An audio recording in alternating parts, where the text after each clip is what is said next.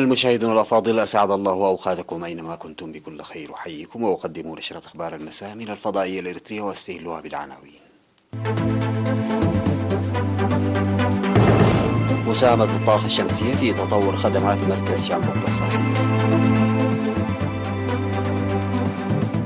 المواطنون وإدارة ضاحية وادي يعملون على تغطية التعليم الأكاديمي. إشادة بمدرسة تعليم قيادة السيارات في صنعاء.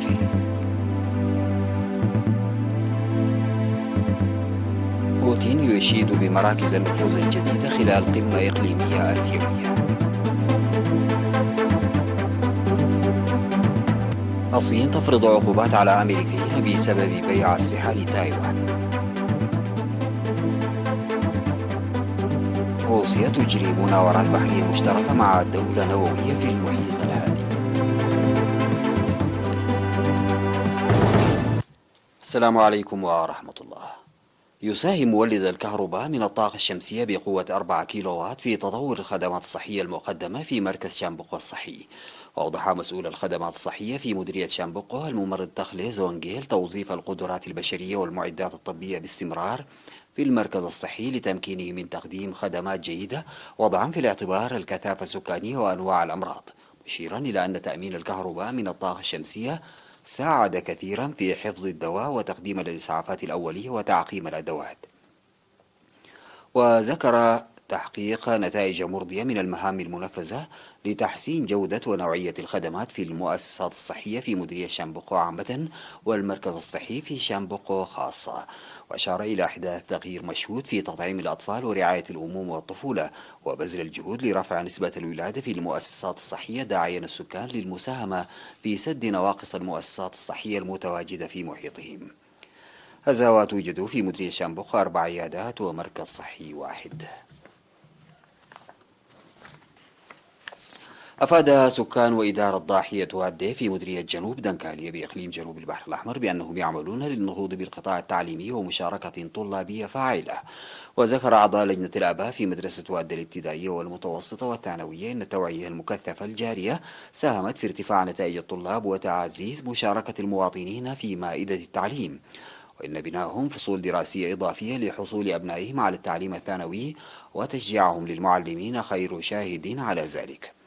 وأشاروا إلى أن المدرسة ارتقت في وقت وجيز من المرحلة الابتدائية إلى المرحلة المتوسطة، وفي العام الدراسي 2020-2021 ارتقت إلى المرحلة الثانوية، وذلك بفضل التطور الملموس الذي حققته مشاركة الطلاب الفاعلة في مائدة التعليم، لا سيما تحقيقها لأعلى النتائج على مستوى إقليم جنوب البحر الأحمر في امتحانات الشهادة الوطنية للمرحلة المتوسطة.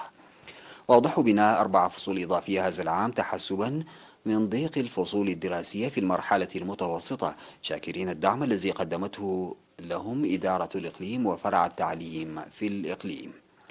مدرسة وادي الابتدائية والمتوسطة والثانوية هي واحدة من مدارس إقليم جنوب البحر الأحمر نجح طلابها في امتحانات الشهادة الوطنية للمرحلة المتوسطة بنسبة 100% في العام الدراسي 2021-2022.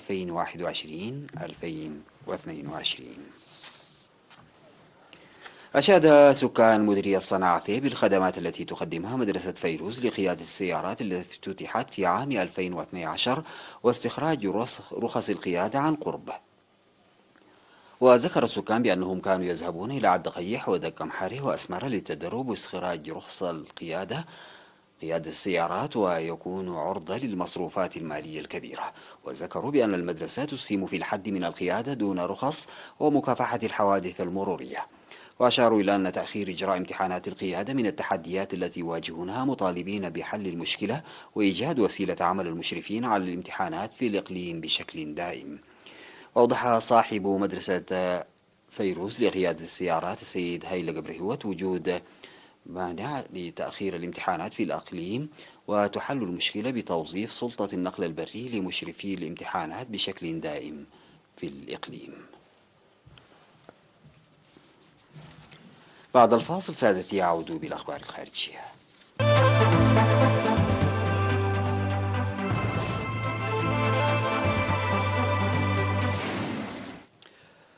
أشاد الرئيس الروسي فلاديمير بوتين بمراكز النفوذ الجديدة خلال قمة منظمة شنغهاي للتعاون في سمرقند في أوزبكستان، في حين تشهد العلاقات بين موسكو والدول الغربية توترا شديدا. وقال الرئيس الصيني شي جين بينغ خلال محادثاته مع نظيره الروسي فلاديمير بوتين على هامش قمة منظمة شنغهاي للتعاون بمدينة سمرقند الأوزبكية إن بكين ترغب بالتعاون مع موسكو باعتبار البلدين من القوى العظمى.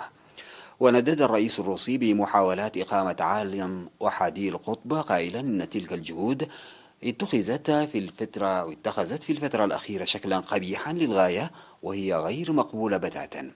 وأعرب بوتين أيضا عن معارضته استفزازات الولايات المتحدة في مضيق تايوان، مؤكدا أن بلاده تؤيد سياسة الصين الواحدة.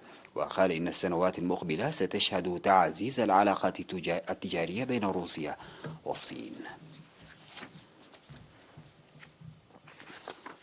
أكد المتحدث باسم وزارة الخارجية الصينية ماو نينغ أن الصين قررت فرض عقوبات على الرؤساء التنفيذيين لشركتي بوينغ ورايس بيون الأمريكيتين بسبب تورطهما في مبيعات أسلحة لتايوان.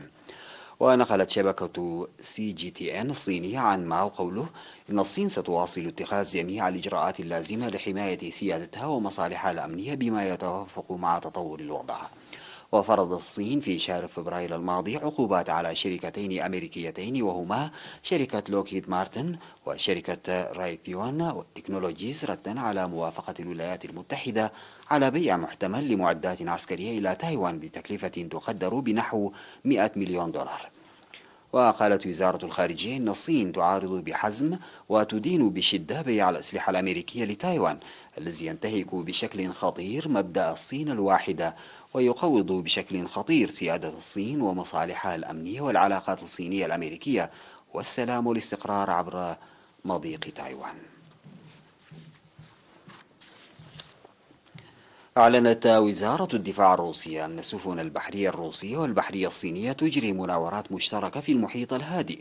وقالت الوزارة في بيان لها في إطار تنفيذ برنامج التعاون العسكري الدولي، تقوم السفن الحربية التابعة للبحرية الروسية والقوات البحرية لجيش التحرير الشعبي الصيني بالمناورة المشتركة الثانية في المحيط الهادئ.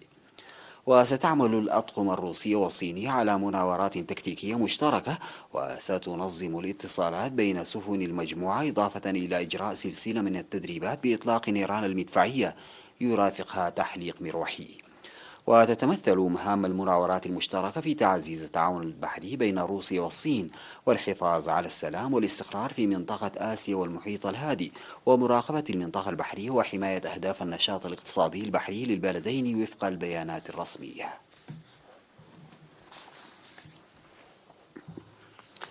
ألقت شركة الطيران حوالي 1000 رحلة في فرنسا بسبب إضراب المراقبين الجويين المعلن عنه، كما أعلنت الإدارة العامة للطيران المدني لوكالة فرانس بريس.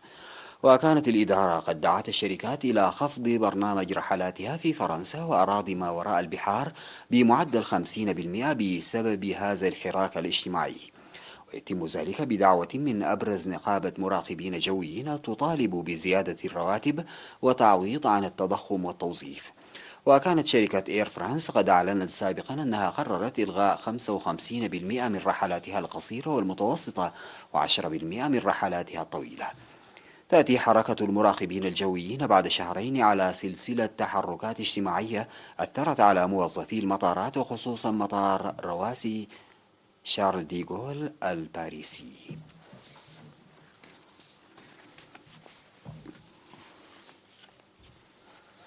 أختم نشرة أخبار هذا المساء بتذكير بالعناوين. مساهمة الطاقة الشمسية في تطور خدمات مركز شامبوك الصحي. المواطنون وإدارة ضاحية وادي يعملون على ترقية التعليم الأكاديمي. إشادة بمدرسة تعليم قيادة السيارات في صنعاء.